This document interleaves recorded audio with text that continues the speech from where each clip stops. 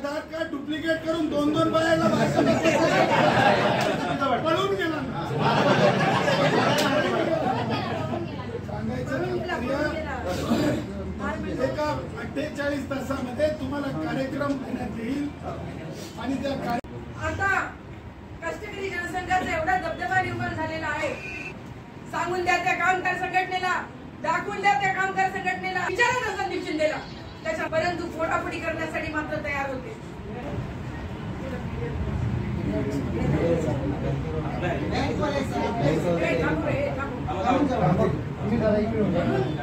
राजे छत्रपती शिवाजी महाराज, महात्मा ज्योतिबा फुले, डॉक्टर बाबासाहेब आंबेडकर, श्री भगवान बाबा, बिरसा मुंडा, छत्रपती शाहू महाराज, श्री शेवालाल महाराज, मी यांना सगळ्यांना वंदन करते, स्मरण करते, त्यांच्या विचारांचा आदर करते. आणि आज माझ्या इथे जमलेल्या सगळ्या माझ्या एसटीतील कष्टकऱ्यांना मला बोलण्याची खूप इच्छा आहे. मी काही भाषण करत नाही, पण मला आपल्याला आपली वैचारिक देवाणघेवाण झाली पाहिजे. मला आपलं समजलं पाहिजे, माझ्या मनात काय आहे ते आपल्याला समजलं पाहिजे. आपल्या एसटी कष्टकरी जनसंघ जो आहे त्या जनसंघाची दिशा काय, जनसंघाची लाईन काय, जनसंघाचं धोरण काय हे आपल्याला समजलं पाहिजे. म्हणून मी आज आपल्याशी संवाद साधतो. माझ्या लाडक्या कष्टकऱ्यांनो,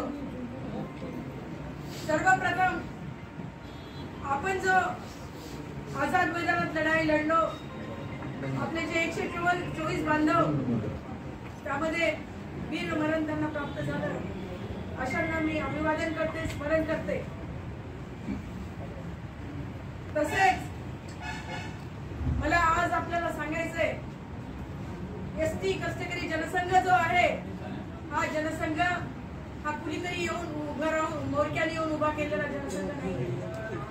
लक्षात घ्या, हा जनसंघ 6 महिने त्या उन्हामध्ये पावसामध्ये एक तपश्चर्या तुम्ही लोकांनी सगळ्यांनी केली आणि त्या तपश्चर्यातून जे निर्माण झाला, तुम्ही जो निर्माण केला हा तुमचा जनसंघ आहे.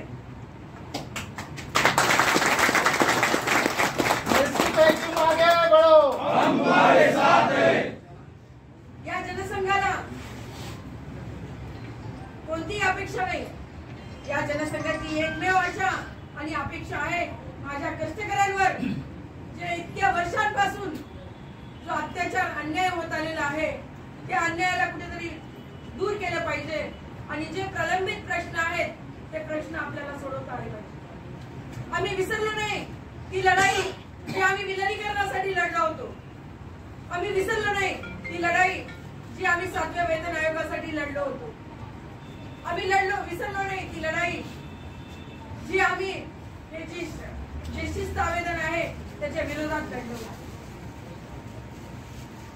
माझ्या लाडक्या कष्टकऱ्यांनो, मला आपल्याला सांगायचं, कोणतंही झाड एकदम मोठं होत नसते. ते झाड मोठं होण्यासाठी त्याला थोडा वेळ लागत असतो. तरी जो जनसंघ आहे तो प्रत्येक वेळा आपल्या परीक्षेमध्ये खरा ठरलेला आहे. भूतो न भविष्यती, कधी न झाली एवढी आपल्याला पगारात वाढ आपल्या आंदोलनानंतर झालेली आहे. आपल्याला बोनस देखील बरोबरीचा मिळालेला आहे. एवढंच नव्हे, आता कष्टकरी जनसंघाचा एवढा दबदबा निर्माण झालेला आहे. बघा, 40 वर्षाची सत्ता खोडून काढण्यासाठी 1 वर्ष फार कमी असतं, 2 वर्ष फार कमी असतात. लक्षात घ्या, आम्ही कुठेच विसरलो नाही, कुठेच मागे पडलेलो नाही. परंतु सगळं सिस्टीम बदलण्यासाठी थोडा वेळ लागतो. तरी एमडी ऑफिस मध्ये मी सांगते, मागच्या वर्षामध्ये 1500 लोकांना आपण सेकंड हिअरिंग मध्ये त्या लोकांना आपण कामावरती घेतले. भरपूर काम आहेत. वेळोवेळी मंत्र्यांना भेटी घेणं, वेळोवेळी या बँकेचे प्रश्न सॉल्व्ह करणं. ही बँक जी आहे त्या कष्टकऱ्यांची एक प्रकारे रक्तवाहिनी आहे, श्वास आहे. या बँकेवर माझ्या कष्टकऱ्यांचं भविष्य आहे. या बँकेतून माझ्या कष्टकऱ्यांचा विकास झाला पाहिजे. माझ्या कष्टकऱ्यांना या बँकेतून त्यांना आवश्यक त्या वेळेवरती कर्ज पुरवठा झाला पाहिजे आणि ते पण लुटारू सारखा जो कर्ज पुरवठा आहे तो लुटारू सारखा झाला नाही पाहिजे, खासगी सारखा नाही झाला पाहिजे. तर त्याला व्याजदर अत्यंत कमी पाहिजे ही आमची अपेक्षा आहे. माझ्या लाडक्या कष्टकऱ्यांनो, आपण पहिलीच मीटिंग बँकेची पाहिली असाल ती ऑनलाईन मीटिंग होती. त्या ऑनलाईन मीटिंग मध्ये आपण लेखी ठराव घेतले होते. आम्ही हटलो नाही त्या ठरावातून. सांगून द्या त्या कामगार संघटनेला, दाखवून द्या त्या कामगार संघटनेला तुम्ही हे ठराव, आम्ही घेतलेला ठराव थांबवला. तुम्ही न्यायालयामध्ये या ठरावाच्या विरोधात गेला. आमच्या विरोधात कोणतीही निकाल अजून आलेला नाही, पण प्रकरण जे आहे ते प्रलंबित पडलं. माझ्या कष्टकऱ्यांनो, कोणते प्रकरण प्रलंबित पडले? पहिला होता की जे कष्टकऱ्यांना जे कर्ज आपण दिल्या जातं त्याच्यावरचा व्याजदर जो आहे तो आम्ही कमी केला होता. आम्ही 7.5% केला होता. अरे आम्ही अभ्यास पूर्ण केला होता. आमच्या बँकेच्या माझ्या लाडक्या कष्टकऱ्यांचे पैसे जर वेस्ट बेंगॉलला पडले असतील, कमी दरामध्ये पडले असतील, तर माझ्या लाडक्या कष्टकऱ्यांना कमी दरामध्ये देण्यासाठी काय हरकत आहे? पैसा माझ्या कष्टकऱ्यांचा आणि वापर दुसऱ्यांसाठी हे खपून घेतलं जाणार नाही. दुसरा मुद्दा होता, आम्ही अजूनही त्या मुद्द्यावर ठाम आहोत. दुसरा मुद्दा होता आपला की जामीनकी नको. सगळ्या बँकेमध्ये कर्ज घेताना त्यांची नोकरी, त्यांची जामीनकी असते. नोकरदाराला त्याचं पगारपत्र बघितलं की त्याला हे मिळत असतो, कर्ज मिळत असतं. पण माझ्या बँकेमध्ये त्यांच्या अकाउंट माझ्याच बँकेमध्ये असताना किंवा इतर असताना, पण हे एसटीचेच कष्टकरी असताना त्यांना जामीनकी मात्र जामीनदार दुसरा द्यावा लागतो. म्हणजे दुसऱ्याच्या खांद्यावर बंदूक ठेवावी लागते आणि त्यासाठी त्याला खूप मोठी हरासमेंट सहन करावी लागते. कधी कधी जामीनकी घेण्यासाठी पैसे सुद्धा द्यावे लागते. हे बंद होण्यासाठी आम्ही ठराव घेतला होता, नो जामीनकी. हा ठराव देखील त्यांनी चॅलेंज केलेला आहे. परंतु माझं अजूनही ठाम मत आहे, आम्ही परत त्याला आता हे मॅटर जे आहे ते लवकरच बोर्डावर घेऊ आणि आम्ही संपून टाकू. कारण आम्ही घेतलेले ठराव जे आहेत ते सगळे कायदेशीर ठराव आहे. एकही बेकायदेशीर ठराव आम्ही घेतला नाही. अभ्यास पूर्ण घेतलेला आहे. परंतु आम्हाला विचार करण्यासाठी ही संघटना एवढ्या वर्षापासून तुम्हाला जे तुमचं रक्त पिळते, हे जे करारातून 5% तुमचे जमा करून बसलेली आहे, न्यायालयाने सांगितलेलं आहे की यांचे पैसे वापस द्या. करोडो रुपये या संघटनेच्या खात्यामध्ये तुमचे पडलेले आहेत. कधीही कामगार संघटना देणार आहे. विचारा ना संदीप शिंदेला, त्याच्यानंतर बोला म्हणा. आपण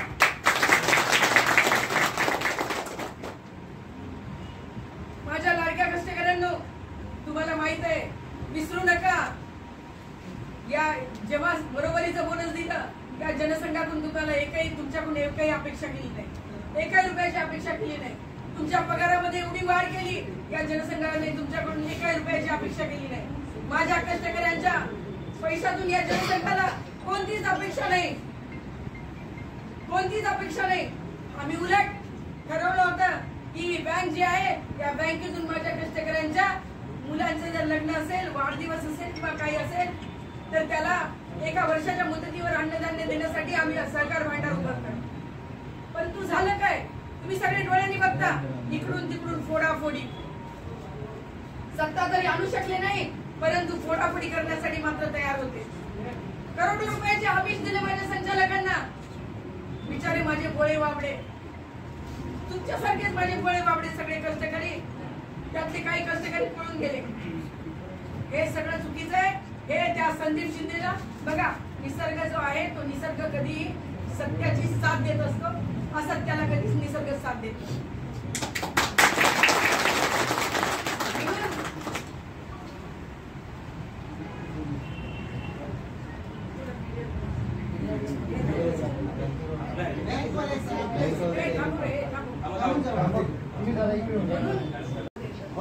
शिस्त आवेदनलाच आपल्याला बदलायचं. याच्यात 20 वाहकाला पूर्ण माफ झालं पाहिजे असं काहीतरी मुद्दा पाहिजे. शिस्त आवेदन खतम करता येत नाही. शिस्त आवेदन हो, बेस्टचा नियम लागला पाहिजे. तुम्हाला माहिती आहे ते तिकिटामध्ये कमी आलं तरी माझ्या गुन्हेगार.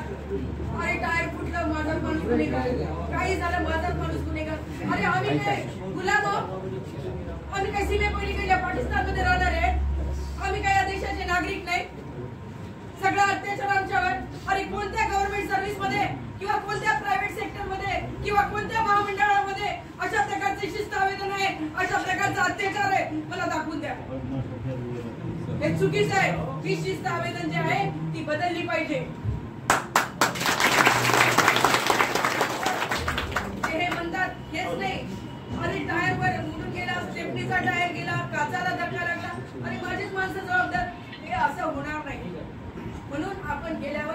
पहिलं आपल्याला सांगते की शिस्त आवेदन याचिका आता गेल्या मी दाखल करणार आहे.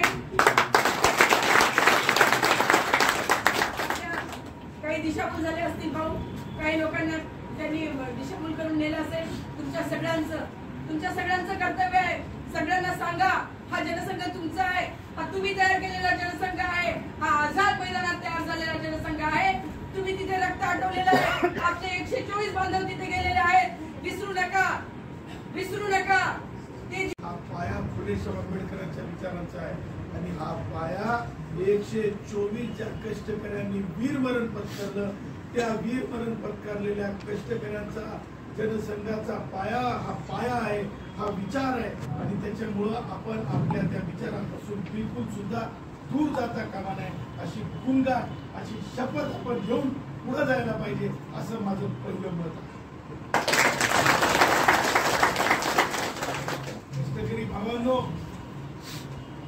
लक्षात घ्या, 124 कष्टकरी जेव्हा वीरमरण एक कुटुंबातला व्यक्ती जाते तर माणूस दशकभर सुद्धा माणसाला वेगवेगळ्या पद्धतीनं आठवण येते, त्रास होते.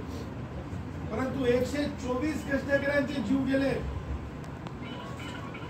आणि आपण त्या 124 कष्टकऱ्यांच्या स्मृतीला आठवण ठेवून आपण स्वतःच्या प्रती आपल्या तुम्ही, परंतु याचा अर्थ तुम्ही माय बहिणींवर डोळे टाकू नका. तुम्हाला सांगतो, एक बायको पुरेशी असती ना रे, की आधार कार्ड डुप्लिकेट करून 2-2 बायाला बायका, हे सुद्धा पराक्रम करायला निघालेत, निडे झाले. काय सांगायचं, साहेब रागवले म्हणून पळून गेले. त्यामुळे बघा, हे मी रागवण्यासारखी गोष्ट आहे की नाही? शपथ खाऊन सांगा, मी हे बोललो ते चुकीचं वाटतंय का तुम्हाला? महाराजाची शपथ खाऊन सांगा, मी बोललो ते चुकीचं वाटतंय का? नाही, मला सगळं पळून गेला ना. सांगायचं एका 48 तासामध्ये तुम्हाला कार्यक्रम देण्यात येईल आणि त्या नाहीतर शिंदे साहेबांना भेटायला ठाण्याला जाऊ, हे धक्के की छोट पे करायला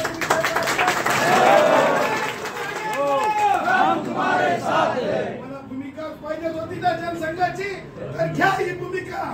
तयार असेल एकत्र व्हा, माननीय मुख्यमंत्री महोदयांना कळवू आणि कष्टकऱ्यांसोबत पूर्ण न्याय करू.